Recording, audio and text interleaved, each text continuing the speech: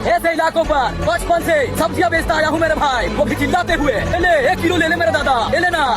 देखिए ये आंटी मेरे को पागल बोल रही है, नहीं मालूम ये जो कॉन्फिडेंस है इसे लाने के लिए मैंने कितने प्रयास किए हैं, बहुत प्रयास किए हैं मेरे भाई। अरे बोलने दे मेरा भाई, वो जानते हैं मैं पागल हूँ, पूरा बाजार जानता है मेरे पागल हूँ, मैं जानता हूँ मैं पागल नहीं हूँ। माफिया कमीना ब्लॉगर রাবণা বাবার জন্য বস এতটা কনফিডেন্সের সঙ্গে কাউকে ব্লগ বানাতে দেয় না। একটা জিনিস ভালো করে দেখবে, কেউ যদি 10 থেকে 15 হাজার টাকার চাকরি করে সে কিন্তু কখনো লজ্জা পায় না, স্যুট বুট পরে যাবে, একদম বিশাল ব্যাপার।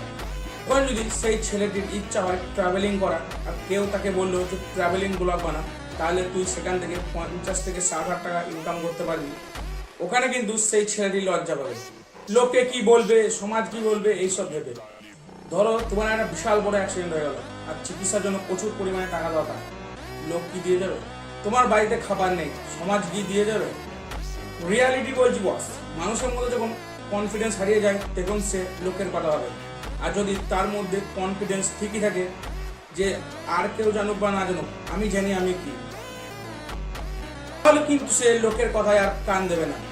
তাই বলছি বস, লোক কি বললো না বললো সেসব আর ভেবো না।